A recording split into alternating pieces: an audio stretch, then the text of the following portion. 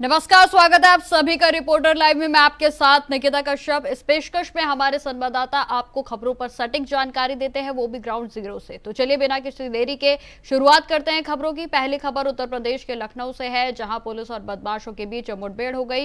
इस खबर पर विस्तार से जानकारी दे रहे हैं हमारे संवाददाता आसिफ। यूपी की राजधानी लखनऊ में पुलिस और मोस्ट वांटेड बदमाश सूरज से मुठभेड़ हो गई। इस मुठभेड़ में बदमाश घायल हुआ, जिसे अस्पताल में भर्ती कराया गया है। बदमाश के पास से चोरी के जेवरात, असलहा और नकदी बरामद हुई है। दरअसल राजधानी लखनऊ के कृष्णा नगर में चोरी की बड़ी वारदात हुई थी। कृष्णा नगर पुलिस ने कुछ लोगों को पकड़कर इस चोरी की घटना का खुलासा किया था, लेकिन इस मामले में सूरज फरार था। सूरज पर 17 मुकदमे हैं और वह सीतापुर जिले का रहने वाला था। देर रात सूरज और पुलिस का आमना सामना हो गया। पुलिस ने जब सूरज को सरेंडर करने के लिए कहा तो सूरज ने पुलिस टीम पर फायरिंग कर दिया। बचाव करते हुए कृष्णा नगर पुलिस ने भी फायरिंग किया, जिसमें सूरज के पैर में गोली लगी और वह मौके पर ही गिर पड़ा। तलाशी के दौरान सूरज के पास से चोरी किए गए जेवरात, नकदी और असलहे भी बरामद हुए। आनंद फानन में सूरज को अस्पताल में भर्ती कराया गया है, जहाँ पर उसका इलाज चल रहा है। कृष्णा नगर पुलिस का कहना है कि सूरज मोस्ट वांटेड बदमाश है। वह सीतापुर जिले का रहने वाला है। वारदात के बाद वह अपने ठिकाने और लोकेशन बदल देता था, जिससे उसे पकड़ने में काफी दिन लगे और काफी मशक्कत भी करनी पड़ी। हालांकि राजधानी लखनऊ में बदमाशों और पुलिस के बीच लगातार मुठभेड़ जारी है। ऑपरेशन लंगड़ा के तहत बदमाशों को घायल किया जा रहा है और उन्हें जेल की तरफ रवाना भी किया जा रहा है। सहयोगी के साथ आसिफ। समाजवादी पार्टी के प्रमुख अखिलेश यादव ने मिर्जापुर में सीआरपीएफ जवान के पिटाई मामले पर कार्रवाई की मांग की है। क्या कुछ और उनकी ओर से बातचीत कही गई, बता रहे हैं हमारे संवाददाता मोहम्मद आसिफ। प्रमुख अखिलेश यादव ने सीआरपीएफ जवान की पिटाई मामले को लेकर कार्रवाई की मांग किया है। कहा है कि ऐसे लोगों को चिन्हित कर उनके खिलाफ सख्त से सख्त कार्रवाई की जाए। दरअसल सीआरपीएफ जवान की कांवड़ियों ने पिटाई किया था और यह पिटाई का वीडियो सोशल मीडिया पर वायरल हुआ है। दरअसल पूरा मामला यूपी के मिर्जापुर जिले के रेलवे स्टेशन का है, जहां पर मणिपुर में तैनात सीआरपीएफ जवान गौतम ड्यूटी पर जाने के लिए अपनी बेटे के साथ रेलवे स्टेशन पर पहुंचे थे, जहां पर कांवड़ियों से विवाद हो गया। इस विवाद के दौरान कांवड़ियों ने सीआरपीएफ जवान गौतम को बुरी तरह पीटा, उनकी लात घूंसों से पिटाई किया। पिटाई का यह वीडियो वायरल हुआ तो यूपी का सियासी पारा भी हाई हो गया। सपा प्रमुख अखिलेश यादव ने इस मामले में पदपोष किया और कहा कि ऐसे लोगों को चिन्हित कर कठोर से कठोर कार्रवाई किया जाए। हालांकि मिर्जापुर की जीआरपी पुलिस ने एक्शन भी लिया, 7 लोगों को गिरफ्तार किया। हालांकि इस मामले में चट गिरफ्तारी हुई, बट जमानत भी हो गई। फिलहाल अब देखना यह होगा कि जिस तरीके से यह घटना हुई, इस तरह की घटना की पुनरावृत्ति न हो, इस पर सजग रहती है। सहयोगी फैज के साथ आसिफ बेग, इंडिया वाइज। अब खबर लखनऊ से है, जहां पुलिस ने ऑपरेशन लंगड़ा चलाया हुआ है और इस ऑपरेशन में क्या कुछ किया जा रहा है, विस्तार से जानकारी दे रहे हैं हमारे संवाददाता अमन।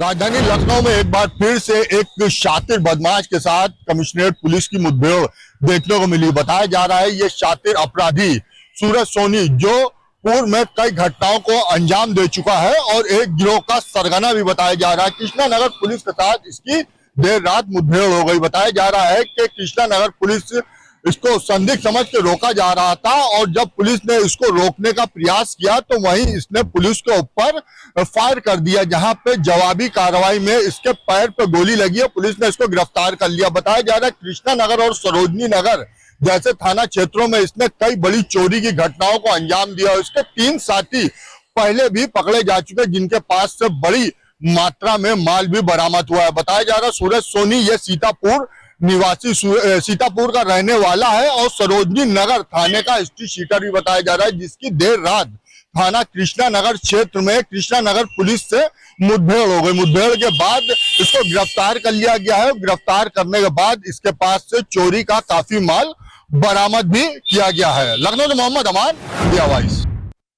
अब खबर पीलीभीत से है, जहां पुलिस ने 50,000 के इनामी ठग को गिरफ्तार कर लिया है। खबर पर अधिक जानकारी दे रहे हैं हमारे संवाददाता अमित पाल। पुलिस संयुक्त के द्वारा बड़ी कार्रवाई देखने को मिली है। जैसे कि आपको बता दें, अमरिया पुलिस और एसटीएफ संयुक्त टीम के द्वारा 50,000 इनामी बदमाश पकड़ा गया है, जो फर्जी तरीके से डॉक्यूमेंट्स और जाली दस्तावेज के चलते जैसे कि विदेश भेजने के नाम पर नौकरी लगवाना और हर प्रकार के जाली दस्तावेज बनाया करता था, जिसके जो अभी तक फरार चल रहा था और दिल्ली में अपना नाम बदल कर रह रहा था। मनोज जिससे मुकेश नाम से नाम बदल कर रह रहा था दिल्ली में, जिसके पुलिस के द्वारा सर्च अभियान चलाया जा रहा था। बराबर सर्च अभियान के बाद में 50,000 इनामी बदमाश बताया गया। जो मनोज है वो मुकेश नाम से दिल्ली में रहा करता था और अमरिया और एसटीएफ संयुक्त पुलिस के द्वारा 50,000 इनामी बदमाश फिलहाल पकड़ा गया है। अब देखना है ये उसे जेल भेजा जा रहा है, तैयारी की जा रही है, क्योंकि 50,000 इनामी बदमाश आए दिन और फर्जी तरीके से दस्तावेज बनाकर दिल्ली का विदेश भेजने का कार्य कर रहा था। अब पुलिस के हत्थे चढ़ चुका है, क्योंकि एसटीएफ और अमरिया पुलिस के द्वारा पकड़ा गया है। फिलहाल उसे जेल भेजने की तैयारी की जा रही है। जब तक के लिए देखते रहे इंडिया वॉइस, अमित पाल, कैमरामैन नमस्ते के साथ। सरायकेला पुलिस ने 24 घंटे में गिरिडीह के युवक के हत्याकांड का खुलासा कर दिया है। आगे क्या कुछ खुलासा हुआ बता रहे हैं हमारे संवाददाता अकबर। सरायकेला पुलिस ने मात्र 24 घंटे के भीतर राजेश मेहता नामक व्यक्ति के हत्या का खुलासा कर दिया। जी हाँ, पुलिस ने बताया कि राजेश मेहता की हत्या उसकी पत्नी के द्वारा की गई। कारण क्या था? कारण ये था कि राजेश मेहता की पत्नी ये पता लगा पाई कि राजेश मेहता का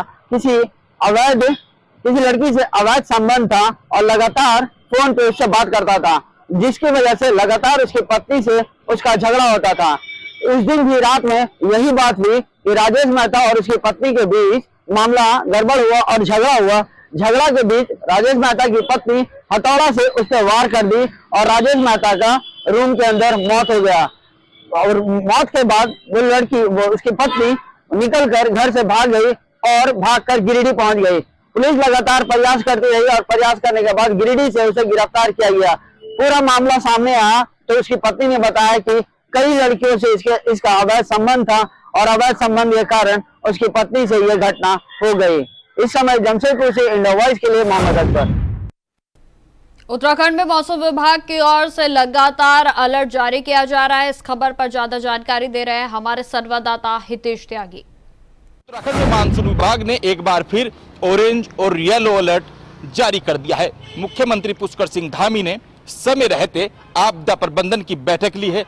अधिकारियों को साफ निर्देश दिए हैं कि यहाँ पर कोई भी कोताही न बरती जाए। ऐसे में लगातार जिस तरीके से मुख्यमंत्री पुष्कर सिंह धामी ने प्रदेश के आला अधिकारियों के साथ आपदा प्रबंधन के साथ जो बैठक ली है, उसमें साफ तौर पर यही संदेश दिया गया है कि उत्तराखंड के जो भी जिले हैं जहां पर ऑरेंज या येलो अलर्ट यहां पर जारी किया गया है, तो वहां पर किसी भी आम जनजीवन को दिक्कतों का सामना न करना पड़े, उसको लेकर साफ निर्देश मुख्यमंत्री ने आला अधिकारियों को दिए हैं। उसी लिहाज से अगर हम चारधाम यात्रा की बात करें तो चारधाम यात्रा भी चरम पर है, तो वहीं कांवड़ यात्रा भी चरम पर है। ऐसे में नीलकंठ का जो जोन है वो भी लैंडस्लाइड का जोन में आता है। अगर हम चारधाम की बात करें तो केदारनाथ का जो पूरा रूट है वो भी लैंडस्लाइड जोन में आता है, रेड अलर्ट जोन में आता है। मानसून लगातार वहां पर हो रहा है और लगातार वहां पर भारी वर्षा देखी जा रही है। तो इसी लिहाज से जो अधिकारी है, जो शासन है, प्रशासन है, वो आम जनता से अभी अपील कर रहा है कि अभी यात्रा न करे, यात्रा करने से परहेज करे। तो ऐसे में आम जनजीवन अस्त व्यस्त ना हो, उसी लिहाज से जो पूरा हमला है, जो आपदा का पूरा हमला है, वो आम जनजीवन के लिए रूट पर लग गया है। अगर हम यहाँ की बात करें, एसडीआरएफ की बात करें, एनडीआरएफ की बात करें, तो जो उसकी अतिरिक्त टीमें हैं वो शासन प्रशासन ने ग्राउंड लेवल पर लगा दी है। अतिरिक्त टीमें भी वहां पर भेज दी है। शिविर की अगर हम बात करें तो चारधाम यात्रा चल रही है, शिविर है वो भी अतिरिक्त रूप से वहां पर बनाने की जो जद्दोजहद है वो चल रही है। आला अधिकारी ग्राउंड पे काम कर रहे हैं। तो वही मुख्यमंत्री पुष्कर सिंह धामी भी आम जनता से यही अपील कर रहे हैं कि ऐसे मौसम में जब भारी वर्षा का समय हो रहा है, आने वाले जो 4 दिन है वो खतरे से खाली नहीं है, वो लगातार रेड अलर्ट में रहेंगे। तो ऐसे में आम जनजीवन अस्त व्यस्त ना हो और आम जो यात्री है, जो देश दुनिया से यात्री उत्तराखंड का रुख कर रहे हैं, चारधाम का रुख कर रहे हैं, तो उनको भी अपील की जा रही है कि यात्रा ना करें और यात्रा करने से बचे, उनसे परहेज करें। कैमरा पर्सन हर्ष उनियाल के साथ हितेश त्यागी, इंडिया वॉइस, देहरादून। अब खबर हरिद्वार से है, जहां कांवड़ मेला अब अपने अंतिम चरण में पहुंच चुका है। तो और इस खबर पर विस्तार से जानकारी दे रहे हैं हमारे संवाददाता विकास। शिवरात्रि को अब 2 दिन शेष है और डाक कावड़ अब हरिद्वार से रवाना होनी शुरू हो गई है। अगर हम बात करें बैरागी कैंप की, तो यहाँ से जो डाक कावड़ है यहाँ से अब उनकी निकासी शुरू हो चुकी है। जिस तरह से धीरे धीरे यहाँ से जो रूट प्लान यहाँ पे बनाया गया है उसके अनुसार पुलिस यहाँ पर जो डाक कावड़ की गाड़ियां हैं उनको धीरे धीरे से यहाँ पर छोड़ रही है, ताकि हाईवे पर किसी तरह का कोई जाम की स्थिति ना बने और लगातार जो डाक कावड़ है वो यहाँ से चलती रहे। क्योंकि पिछले सालों में देखा गया है कि जब भी डाक कावड़ यहाँ से रवाना होती थी तो लगातार जो हाईवे है वो जाम होने की स्थिति यहाँ पर बनती थी। वो ना हो, ऐसी स्थिति ना बने, उसके लिए डाक कावड़ को लगातार धीरे धीरे तारीखों के हिसाब से, जिस तरह से जो गाड़ी जिस हिसाब से यहाँ पर आई है, पार्क हुई है, उस अनुसार यहाँ पर उसको छोड़ा जा रहा है ताकि हाईवे लगातार यहाँ पे सुचारू रूप से चला जा सके। विकास चौहान, इंडिया वॉइस, हरिद्वार। दिल्ली के उपराज्यपाल विनय कुमार सक्सेना ललितपुर के दौरे पर है। क्या कुछ खास रहा, बता रहे हैं हमारे संवाददाता रूपेश। ललितपुर की कस्बा तालबेहट में आज दिल्ली के उपराज्यपाल महोदय श्री विनय सक्सेना जी का आगमन हुआ। यहाँ पर उन्होंने महाराजा मर्दन सिंह के नाम पर स्थित महाराजा मर्दन सिंह इंटर कॉलेज में उनका स्वागत एवं सम्मान किया गया, जहाँ पर उपराज्यपाल विनय सक्सेना द्वारा सेवानिवृत्त शिक्षकों का सम्मान समारोह किया गया। उसके अलावा वहाँ पर भारतीय जनता पार्टी के श्रम सेवा योजना राज्य मंत्री मनोहर लाल पंत ने महाराजा मर्दन सिंह के नाम से जो मर्दन सिंह इंटर कॉलेज है उसको महाविद्यालय में परिवर्तन करने की मांग की। इसके अलावा ललितपुर से सदर विधायक भारतीय जनता पार्टी के जिला अध्यक्ष सहित कई नेता एवं जागरूक नगर की जनता मौजूद रही। वहीं विनय सक्सेना जी ने अपने उद्बोधन में कहा कि मर्दन सिंह इंटर कॉलेज को जल्द ही महाविद्यालय का रूप दिया जाएगा। इतना ही नहीं, उन्होंने आगे कहा कि यहाँ पर एक खेल के लिए एक स्टेडियम का भी निर्माण कराया जाएगा। ललितपुर से इंडिया वॉइस के लिए। कांवड़ यात्रा लगातार चल रही है और ऐसे में बरेली कासगंज मथुरा रोड पर भी कांवड़ियों की धूम देखने को मिली। हमारे संवाददाता मोहम्मद फारूक ने कांवड़ियों से बातचीत की, देखिए। मथुरा कासगंज बरेली मार्ग पर यहाँ पर आए हुए, यहाँ पर इसी रास्ते से तमाम कांवड़िए कांवड़ लेके जा रहे हैं, डाक कांवड़ भी लेके जा रहे हैं और तमाम कांवड़ यात्रा को लेकर बाइकों से भी चल रहे हैं, कुछ पैदल भी लोग चल रहे हैं। और यहाँ से डाक कांवड़ जब लेकर जाते हैं तो उनको रुकने के लिए परमिशन नहीं होती है, वो रुकते नहीं हैं। लेकिन कुछ लोगों से अभी हमने बात करी है और वो सोनू से गंगा जल लेकर आ रहे हैं और भरतपुर तक जाएंगे। और डाक कांवड़ जो होती है वो अक्सर रुकती नहीं है, वो चलती रहती है। और जैसे ही जो कांवड़िए होते हैं जो कंधे पर रखकर कांवड़ को लेकर जाते हैं वो डाक कांवड़ नहीं होती है, वो सिंपल कांवड़ होती है और उसको लेकर जाते हैं। उनसे हमने बात करी कि आपको कोई असुविधा वगैरह नहीं हो रही है, तो उन्होंने कहा नहीं, हमें कोई असुविधा नहीं है, प्रशासन की तरफ से पूरा सहयोग मिल रहा है, हर तरफ से सहयोग मिल रहा है। तो ये देखिए, आज सावन का दूसरा सोमवार है और तमाम जो है कांवड़ लेकर जो है श्रद्धालु जा रहे हैं और शिव जी की आराधना में लीन भी नजर आ रहे हैं। अपने सहयोगी कैमरा पर्सन के साथ इंडिया वॉइस के लिए मैं मोहम्मद फारूक, मथुरा। अब खबर राजनगर से है, जहां पर थाना ट्रैफिक पुलिस की तरफ से वाहन जांच अभियान को शुरू कर दिया गया। इस दौरान क्या कुछ खास रहा, बता रहे हैं हमारे संवाददाता रविकांत। शासन अब मजबूत हो चुके हैं और जगह जगह लोगों को ये चेतावनी दे रही है कि अब जो है अपराध या फिर आपराधिक किस्म की घटना ना करें और सड़कों पर जब चलें तो कम से कम हेलमेट पहन के चले, क्योंकि ये आपकी सुरक्षा के लिए है। आज ये बात इसलिए कहा जा रहा है क्योंकि आज राजनगर थाना के समीप ट्रैफिक पुलिस के द्वारा लगातार हेलमेट और गाड़ी के पेपर वगैरह चेक किए जा रहे हैं। इसलिए किए जा रहे हैं ताकि लोग जागरूक रहे और जब भी घर से निकले हेलमेट पहन के निकले।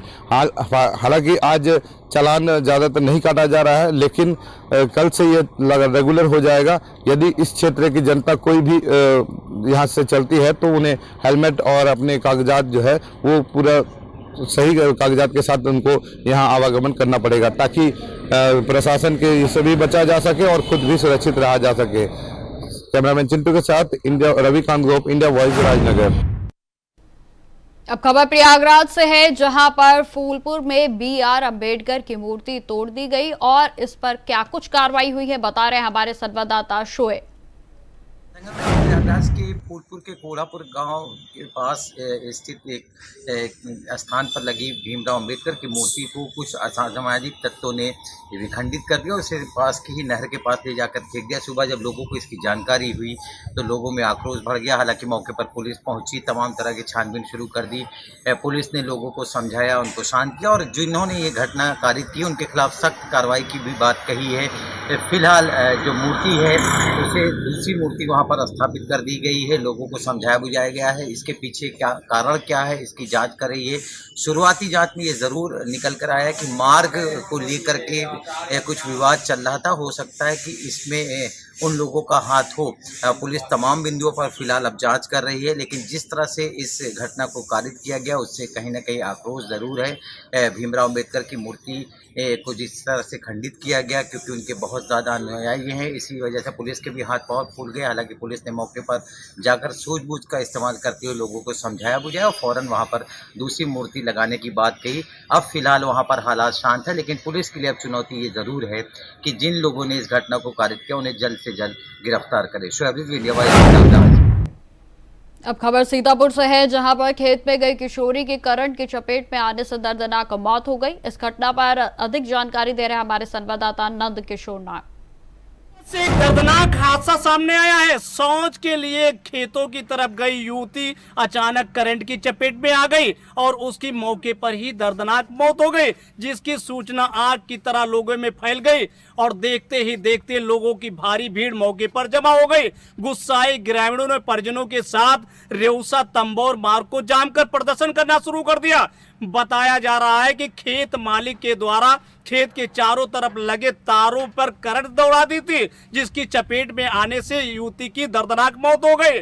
कार्रवाई के लिए ग्रामीणों और परिजनों ने रेउसा तंबोर मार्ग को जाम कर धरना प्रदर्शन किया, जिसके बाद सूचना मिलते ही मौके पर पहुंची पुलिस ने ग्रामीणों और परिजनों को कार्रवाई का आश्वासन देकर के धरने को समाप्त कराया और शव को कब्जे में लेकर के पोस्टमार्टम के लिए जिला मुख्यालय सीतापुर भेज दिया है। अब देखने वाली बात होगी कि खेत मालिक पर पुलिस किस प्रकार की कार्रवाई करती है और उसको कब तक गिरफ्तार कर जेल भेज पाती है। सीतापुर से इंडिया वॉइस के लिए नंद किशोर नाग। उत्तर प्रदेश के ऊर्जा मंत्री के कार्यक्रम के दौरान गलती से बिजली के 10 मिनट कट जाने से 5 इंजीनियरों को सस्पेंड कर दिया गया है। इस खबर पर विस्तार से जानकारी दे रहे हैं हमारे संवाददाता पुनीत मोहन। देश के ऊर्जा मंत्री AK शर्मा शनिवार को मुरादाबाद में थे। गांधी पार्क में वो एक सभा को संबोधित कर रहे थे। उसी दौरान तकनीकी खराबी के कारण 10 मिनट के लिए लाइट चली गई, जिस पर ऊर्जा मंत्री ने मंच से ही नाराजगी जाहिर करी। दरअसल लाइट जाने के कारण फैन इत्यादि बंद हो गए, माइक बंद हो गए, जिससे ऊर्जा मंत्री काफ़ी नाराज हो गए और उन्होंने मंच से ही कहा कि ये लापरवाही बर्दाश्त नहीं करी जाएगी। उनके इतना कहने के बाद विभाग ने इस मामले में तत्काल एक्शन लिया और इसमें 5 अधिकारियों को सस्पेंड कर दिया गया है, जिनके ऊपर लापरवाही बरतने का आरोप है। अधीक्षण अभियंता, अधिशासी अभियंता, JSDO सहित 5 लोगों को इस पूरे प्रकरण में सस्पेंड किया गया है। वहीं सोशल मीडिया पर इस वीडियो की चर्चा तेज हो गई है, क्योंकि कुछ दिन पहले ऊर्जा मंत्री का एक वीडियो वायरल हुआ था जिसमें वो जौनपुर गए थे, वहां लोगों ने उनसे लाइट ना आने की शिकायत करी तो वो जय श्री राम का नारा लगाते हुए आगे चल दिए। लेकिन जब मंच पर मुरादाबाद में लाइट चली गई तो इस प्रकरण में 5 अधिकारियों को बिजली विभाग के सस्पेंड किया है। ऐसे में तमाम तरीके के कमेंट्स लोग सोशल मीडिया पर कर रहे हैं और सवाल खड़े कर रहे हैं कि जनता भी बिजली के लिए परेशान होती है, तब ऐसे लापरवाह अधिकारियों पर कार्रवाई क्यों नहीं करी जाती। वीडियो जर्नलिस्ट हमजा अहमद मंसूरी के साथ पुनीत मोहन, इंडिया वॉइस, लखनऊ। तो फिलहाल रिपोर्टर लाइव में इतना ही। देश दुनिया की तमाम खबरों की जानकारी के लिए बने रहे हमारे साथ। नमस्कार।